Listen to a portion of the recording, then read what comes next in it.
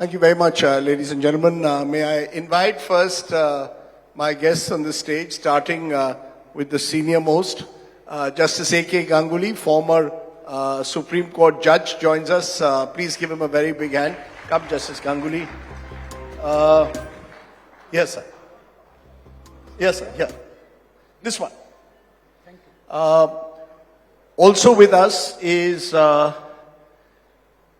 Singhvi, who really needs no introduction since every major case in the country at the moment seems to somewhere revolve around India's preeminent constitutional lawyer, Congress MP, author, and someone, a man of many parts. Give him a very big hand, ladies and gentlemen. And my third guest is someone who currently is the Attorney General of Assam, so has an inside view into what happens in the relationship between the executive and the judiciary, because he's Attorney General of Assam. Devajit Saikia, Advocate General, welcome. And he's also a cricketer who played for East Zone at the same time as Saurav Ganguly as a wicketkeeper batsman. So the Rishabh Pant, long before Rishabh Pant, there was Mr. Saikia. Ladies and gentlemen, welcome to our next focus, which is the fine line between judicial overreach and executive inaction. With our focus particularly on the judiciary, I'm joined by Justice Ashok Ganguly of the Supreme Court, formerly of the Supreme Court, Dr. Abhishek Singhvi, the country's leading constitutional lawyer and Congress MP, and Devajit Saikia, who's Advocate General of the Government of Assam. Thank you all very much for joining me. I'm going to start with the most contentious issue at the moment, which is the manner in which the judges have been making observations, especially in the Nupur Sharma case.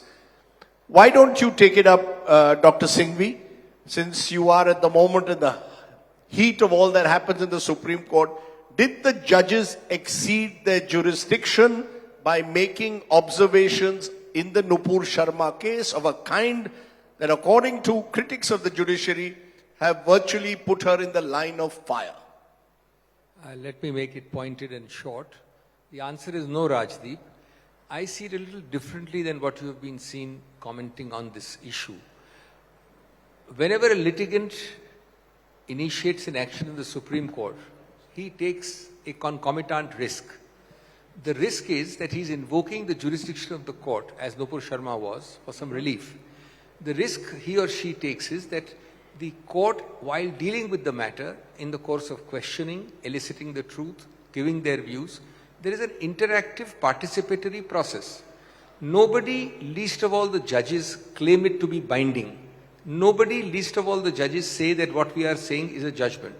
But you cannot, once you are the one who has invoked their jurisdiction, prevent them from participating and dealing with you and saying, look, and in Nupur Sharma's case, people forget this, we are dismissing your plea, which is based on the Arnab Goswami judgment, because we think that the Arnab Goswami judgment does not apply to you. For the following reasons, A, B, C, D. You set the country afire, you said this, etc.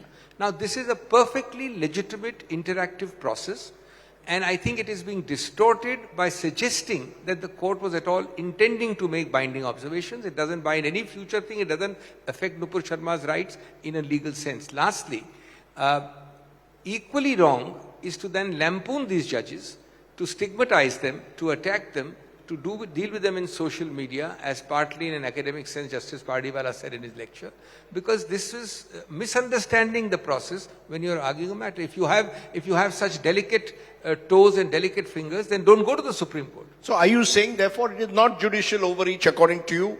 She and her loose tongue have set the entire country on fire. She has threat, or has she become a security threat the way she has ignited emotions across the country? Are these observations that do not constitute, according to you, judicial overreach? No, because they are saying that we are making these observations to dismiss your request. A request was to transfer all the matters on the basis of the Arnab Goswami judgment. So what the court is saying is that according to us, the Arnab Goswami judgment does not apply because we believe that you are disentitled to relief because you made inflammatory comments. So you're saying explanations of a judgment should not qualify as judicial overreach. You agree with that, Justice Ganguly? Do you believe judges should be making these observations in highly sensitive matters or just give the judgment? Well, before answering this, may I say one thing? These days, what is happening is most of the oral observations are reported and not the order which is passed. That is an unfortunate way of reporting things because what is reported is something which is sensational. You see, as I agree with Manu Singhvi, that the mere oral observation is not binding on anybody because the judges' thinking process, judges were thinking aloud. They were there before passing any order. I can say from my experience, there has to be a thinking process which is reflected in the reasoning in the order. What is there in the reasoning of the order, that will bind, and that is never reported. But possibly in this case, I do not, correct me if I am wrong, the learned lawyer, Mr. Maninder Singh, was appearing for Mr. Sharma, Mrs. Nupur Sharma. That learned lawyer withdrew the petition, it was dismissed as withdrawn. The learned lawyer never risked the situation of getting an order, adverse order. But whatever has been observed by there is some truth in it. But may I stop you for a moment? Because, you see, all of this comes on the back of, you said these were observations. There was a written order just a week before that in the Tista Settlement case, where the judges say, people keep and Tista Settlement was a co-petitioner in the case. The judges say people kept the pot boiling for ulterior design and all those involved in this abuse of process should be in the dock and proceeded against as per law. This is in reference to the Gujarat 2002 case that she had raised. A day later, she gets arrested because the sense is the judges in a case where I've gone as a petitioner is now virtually telling, not only dismissing the petition, but also virtually encouraging the police to go and arrest her, which is exactly what happened a day later. This is very unfortunate. And on this, I have heard something said by Justice Lakur, one of the retired judges. And I entirely endorse his views. The judges should make it very clear whether they actually meant the arrest of Tista. This kind of observation in a written judgment is very, very unfortunate, uncalled for, and without a precedent. So you're making a distinction between the Tista Settlement case, where you're saying because it was part of the written order, you are troubled by it. But in the case of Nupur Sharma, you are saying these are mere observations. They should not be seen, therefore, as judicial overreach. Am I correct? Yes. Yes, Dr. Singhvi.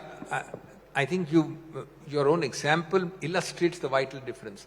They were not only part of a written, it's not merely the writing which matters. It was an essential part of the judgment. It's a 50-70 page judgment. An essential part is the para you read out. Now the reason it is objectionable is the following. First of all, the judges have a right to dismiss the claim filed by Mrs. Zakri. They have the right to say that it is unmeritorious.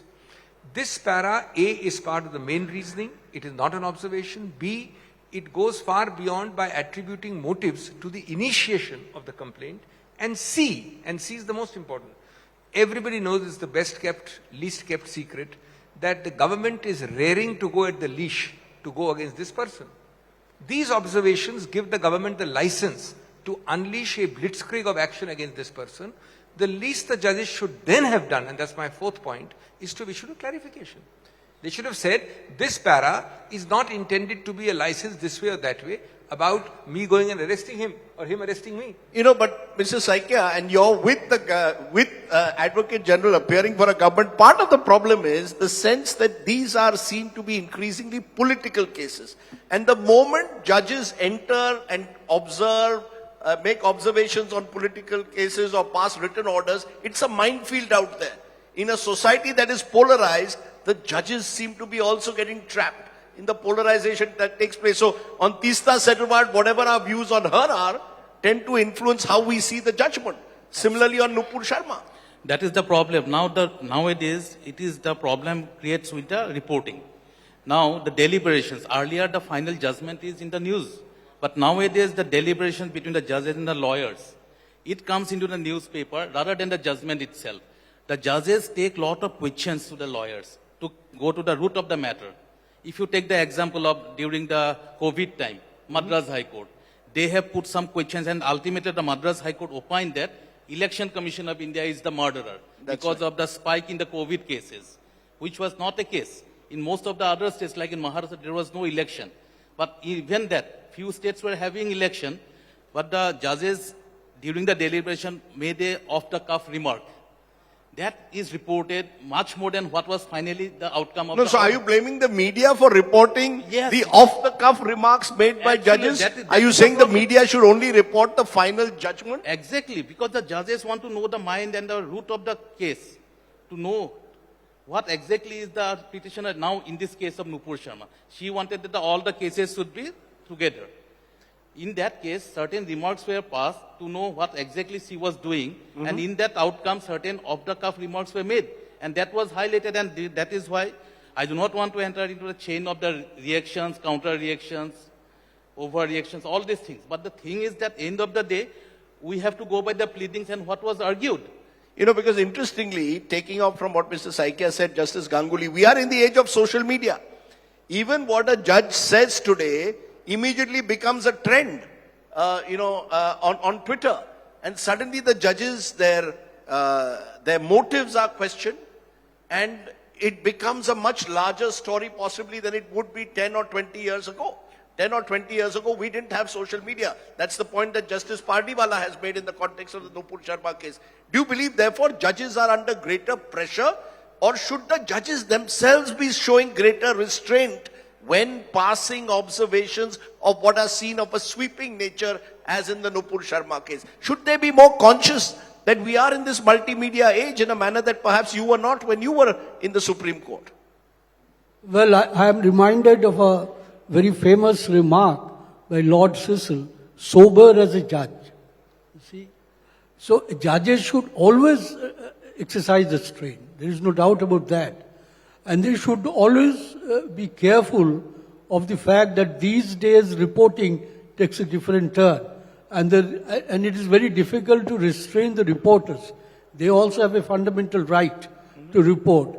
But at the same time, reporters also have a responsibility to ensure that administration of justice does not suffer. Because many times there are judgments. One of the judgments was by the Honorable Justice, Chief Justice of Supreme Court, Justice, I forget his name, before Justice, he was the Chief Justice after Justice K.G. Balakrishnan. He is one of the finest judges. He has given a judgment balancing these two aspects, the importance of the case, the importance of fair trial, and the right of reporting. So that judgment strikes the balance that where the reporter should also maintain a restraint in the interest of fair trial, an interest which is a part of administration of justice, which is also very important in a democratic country. You know, we're looking at the moment at the higher judiciary. Yes. But let me for a moment look at the lower judiciary. We've just seen what's happened in the case of Mohammed Zubair. This is someone who was arrested for a 4-year-old tweet by the police.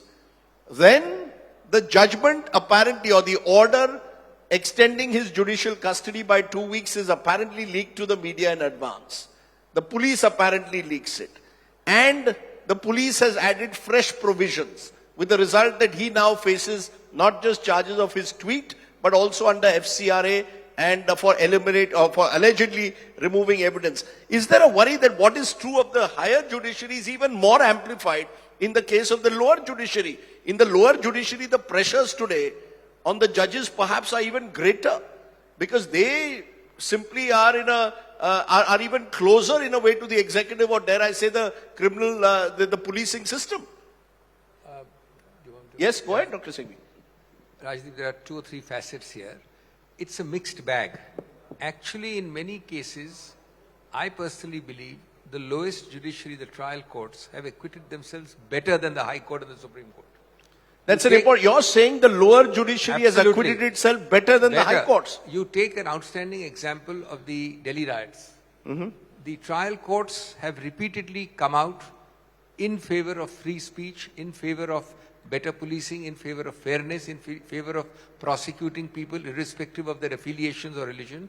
Frequently, that has not been done by the higher courts, or the higher courts worse still have intervened to reverse that. And there are many judges, I don't want to take individual names.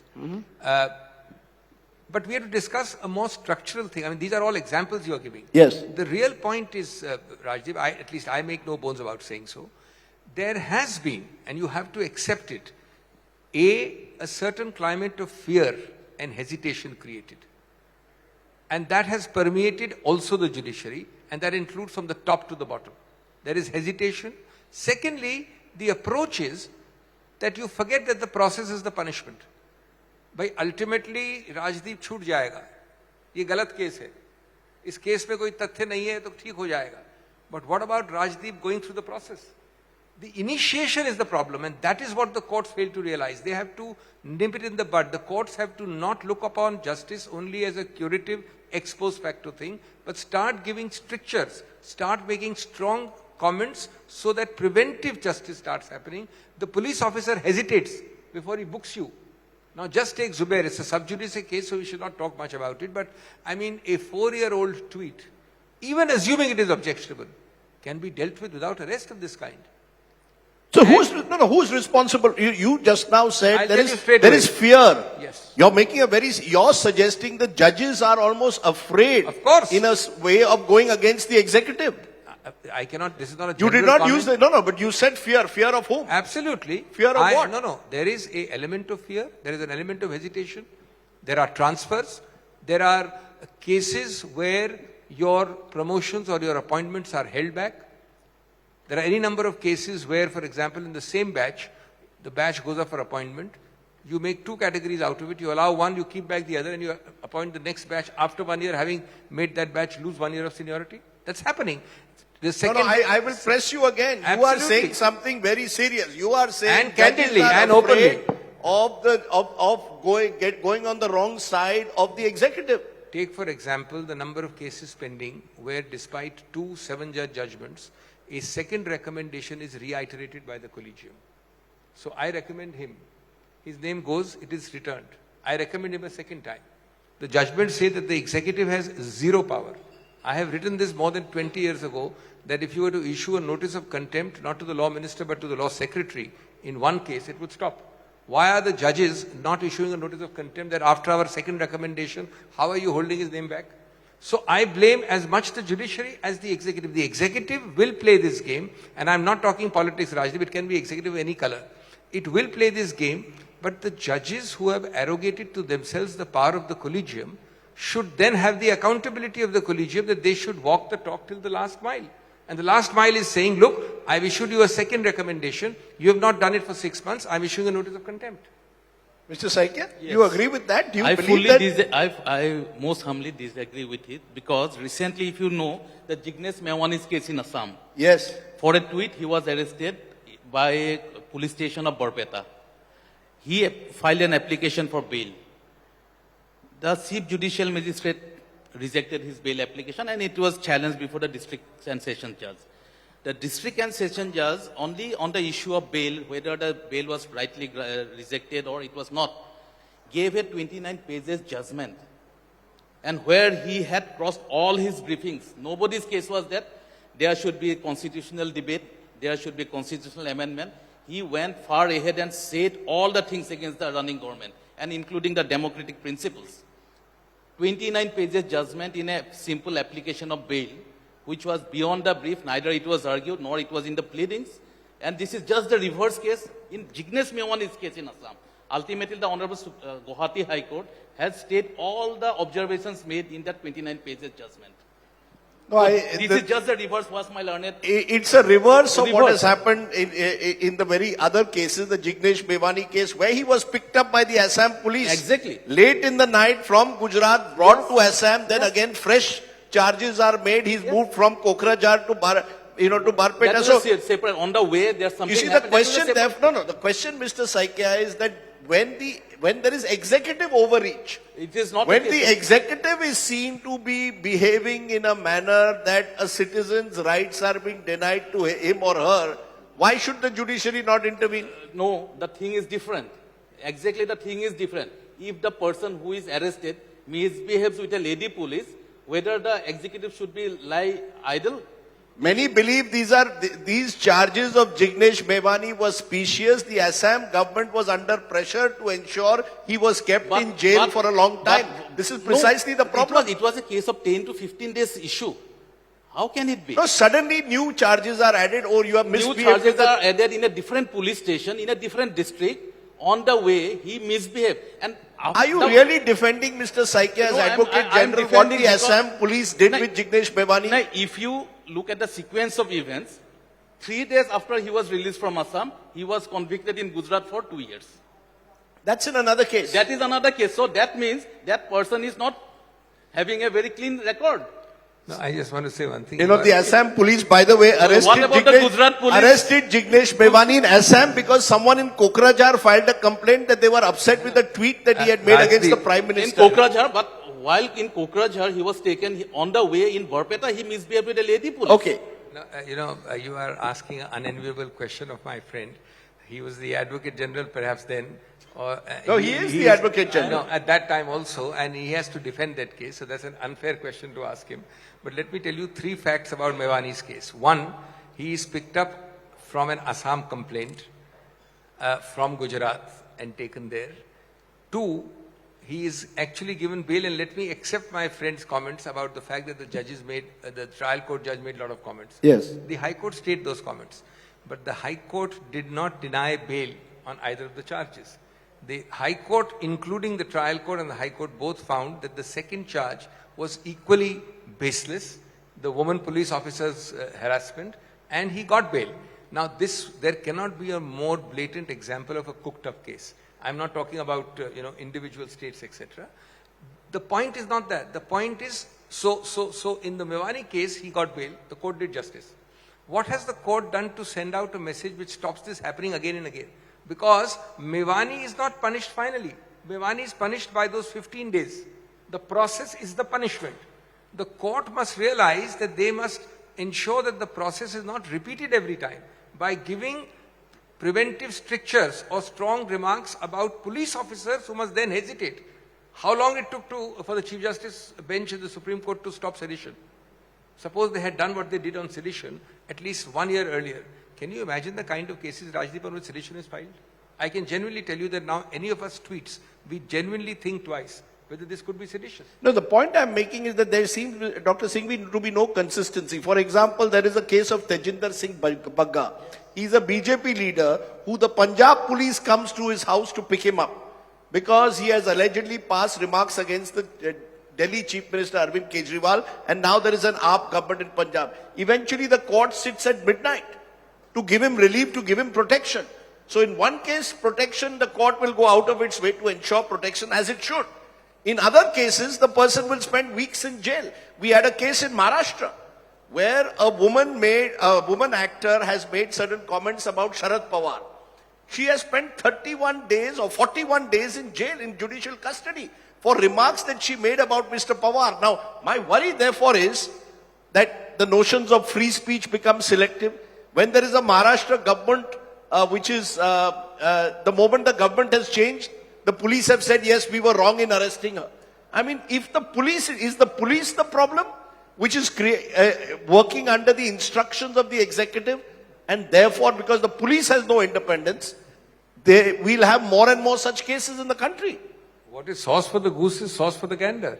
You will have more, if the ruling party does egregious blunders, you will have unfortunate reactions from state governments, and I would condemn both. No, in this state, we've had a YouTuber, Mamta Banerjee, claimed she had no knowledge of it. The fact is a YouTuber was arrested and brought from Goa to Kolkata because of comments that he had made about Mamta Banerjee.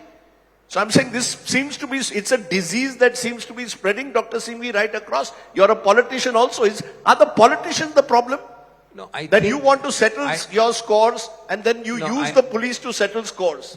There is no doubt that politics is the root of this, but it is very ivory towerish to think that the police will not do it or politicians will not do it. I think there has to be consistency. The crucial missing element here is consistency of judicial verdicts. If there is a pan-India broad consistency of judicial verdicts, it will stop within 1 month. Problem is that we don't have consistency of judicial verdicts even at the High Court and Supreme Court level. You agree with that, Justice Ganguly, that there is a lack of consistency, and the fact is bail not jail is a well-established principle, and yet you've got people for comments, for tweets, being put in jail for a month, for 40 days. In this case, in Zubair's case, for a 4-year-old tweet.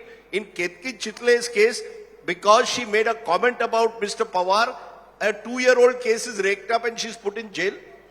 Well, I would say that judiciary should be much more vigilant in protecting individual liberty and freedom of speech.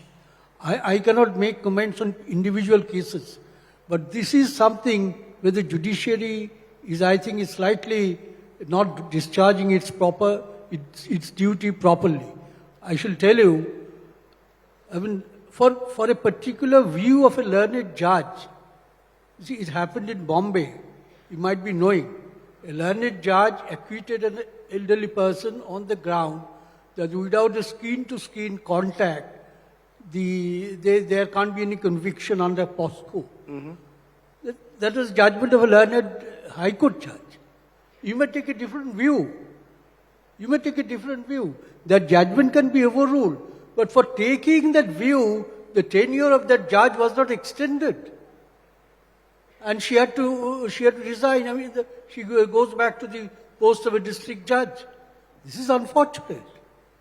For taking a view, which may be a possible view, which may be a view with which we do not agree, but there is executive pressure, and unfortunately the judges succumb to it. No, but how do you ensure consistency in judgment? You're saying that we must ensure protection of individual liberties. I think we all agree with that. Yes. But when judges do not do so, and are consistently not doing so in state after state, I start wondering. One of the, if I may say so, one of the very signal illustration is that Ajodhya High Court judgment.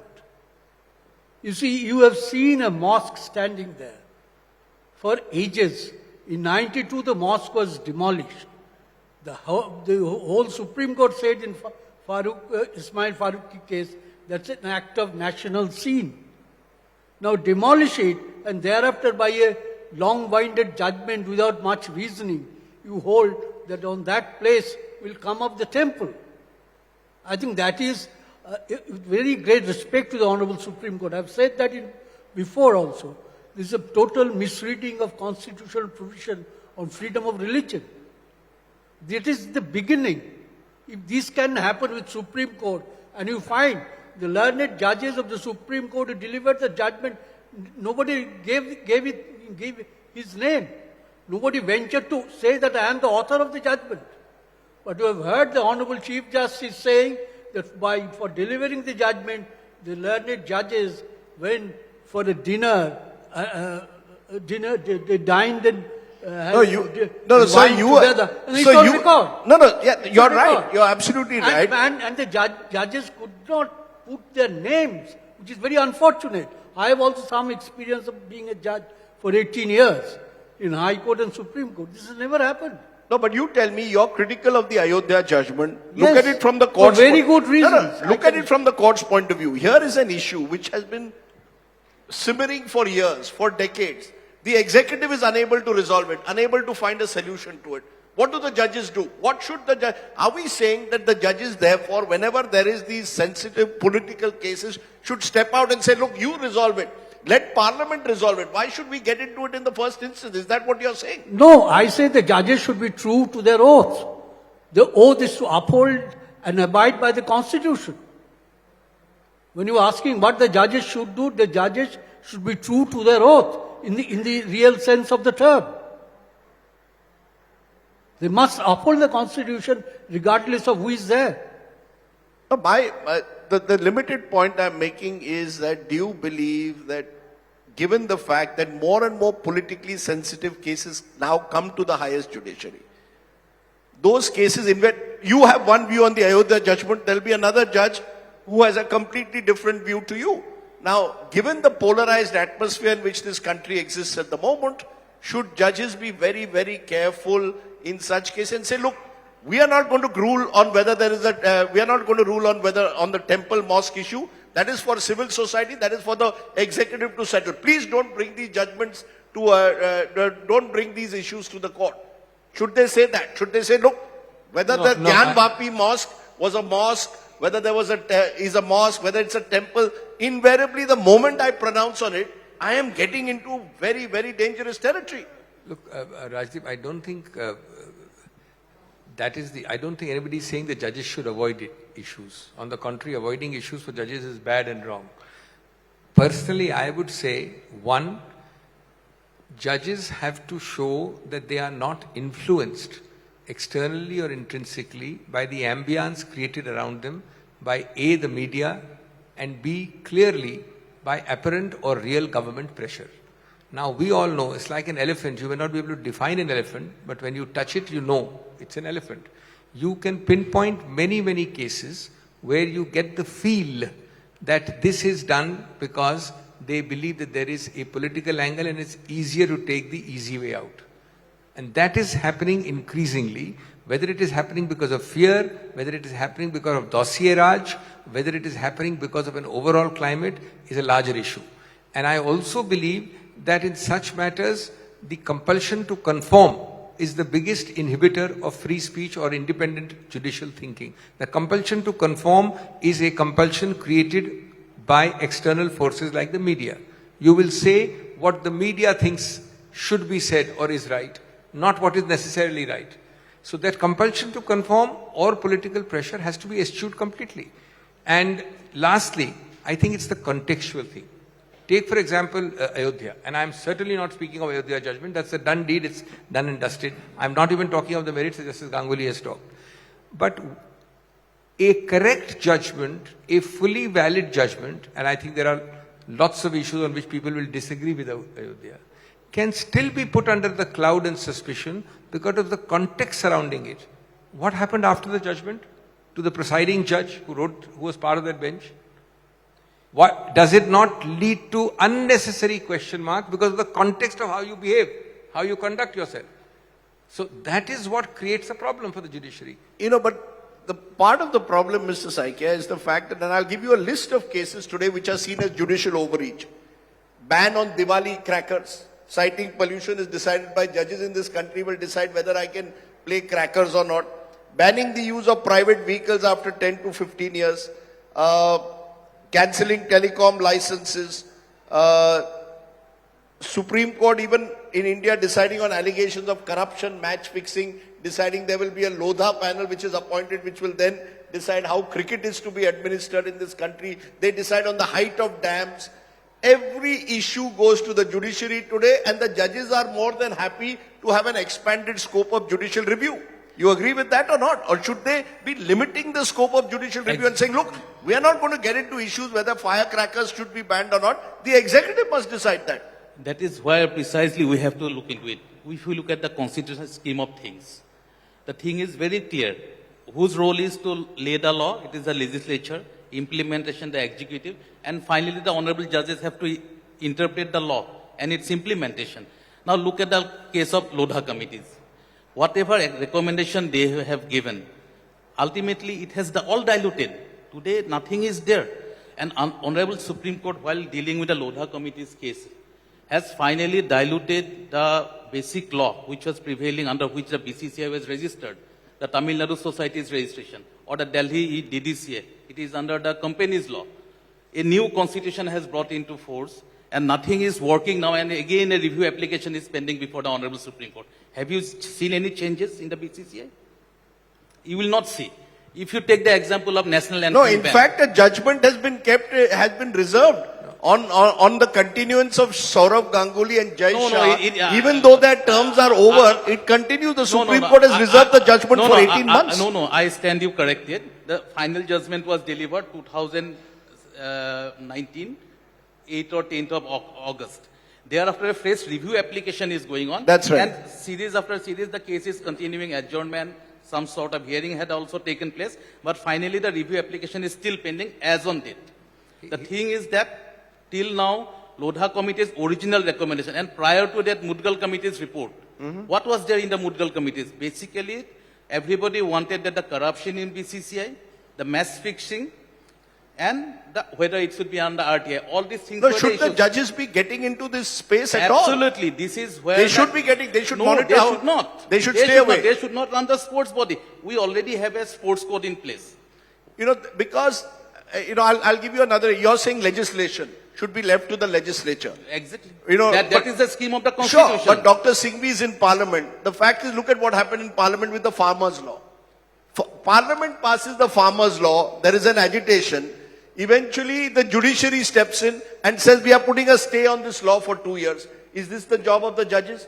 Are the judges, the worry that I have, Dr. Singhvi, and I'll then come to Dr. Ganguly, is the worry that judges are playing God, and we are more than happy to allow them to play that because the executive has failed in its responsibility and so has the legislature. What- Executive inaction and legislative failures are leading to judges playing God.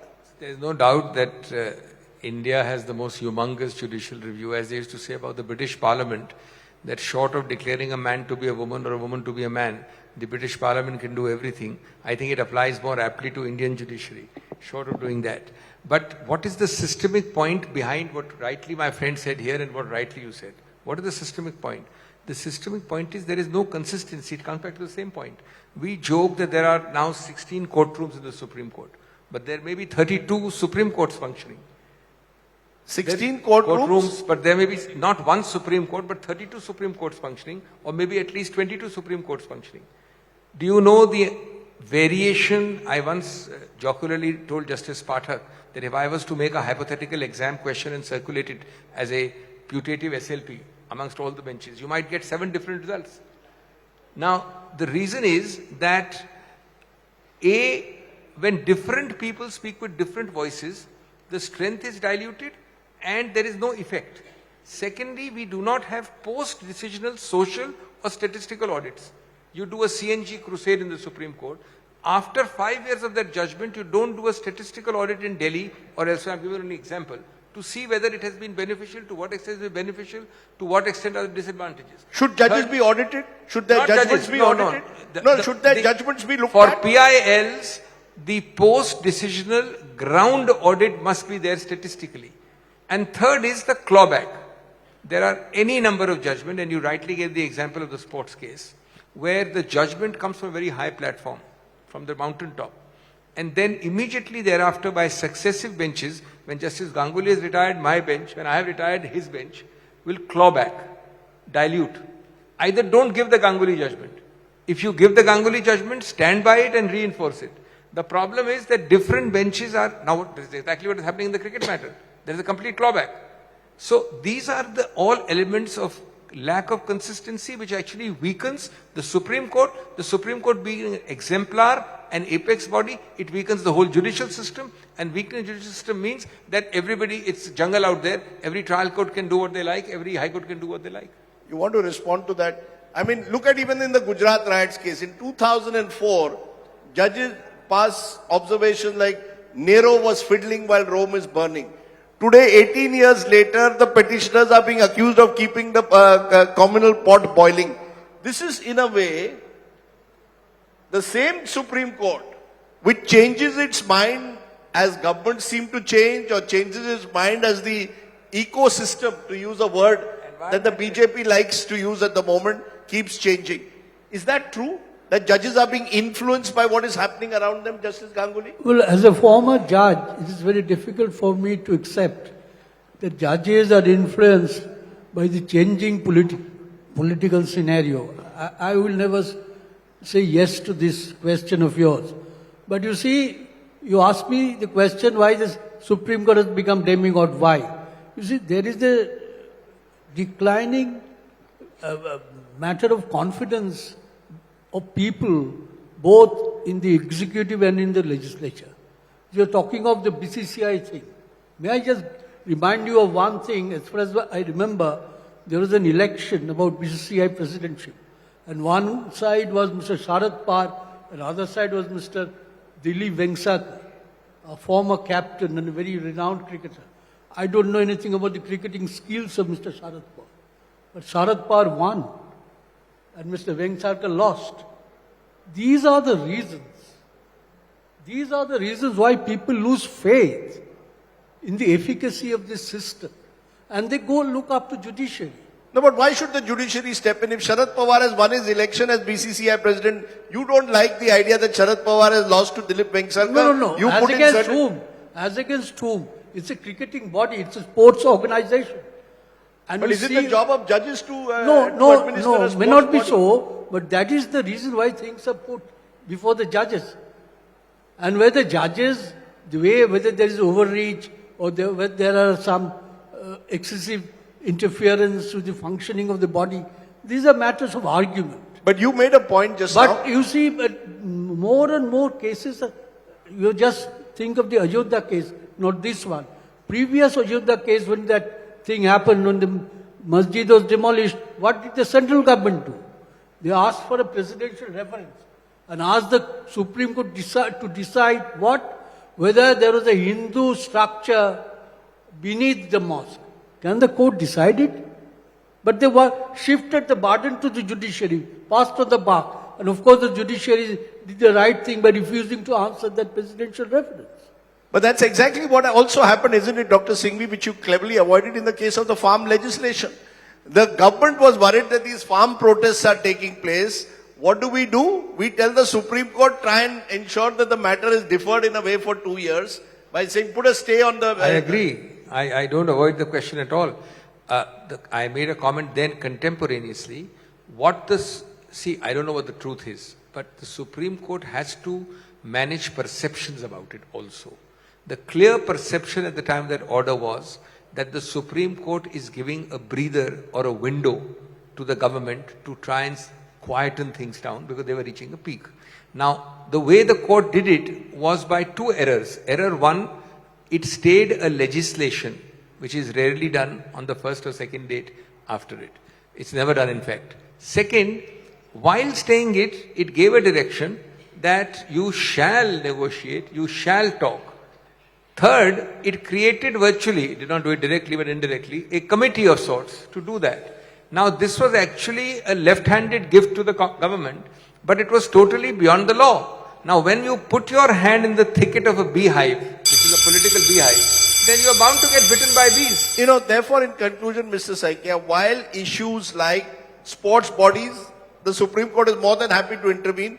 On issues that really consider civil, individual liberties or major issues of public importance, electoral bonds, that matter keeps dragging on for years. Article 370, people, including politicians, are arrested for months on end. People have been arrested under UAPA. Activists, habeas corpus cases. People have been arrested for months on end. The court won't intervene. So, it appears again that the court is very, very selective and politicized. Is the court politicized today? I would answer it in a different way. Now, most of the time is used for this kind of issues. Basically, we are leaving the main issues to be addressed.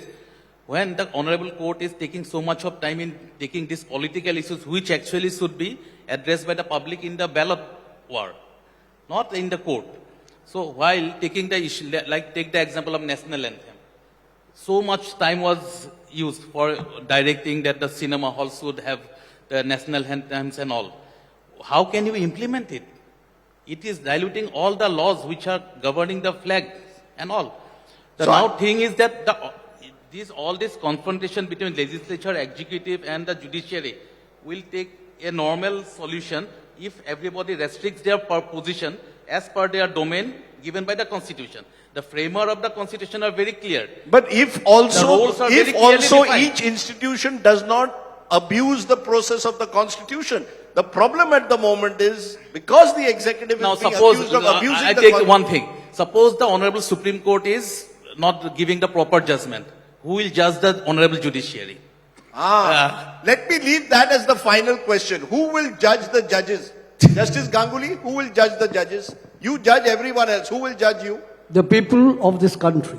No. How will we judge you? Of course you can. They are not accountable to Of anybody. course you can. I mean, They're not accountable to anyone. No. advocate They are general- accountable. They are not accountable. There are impeachment procedures, and that is taken That up is by a very, Parliament. very Herculean task. Yeah, Herculean task. No. Dr. You don't say Singhvi- they are not accountable. They are accountable. Let me give Dr. Singhvi the final word. Who will judge the judges?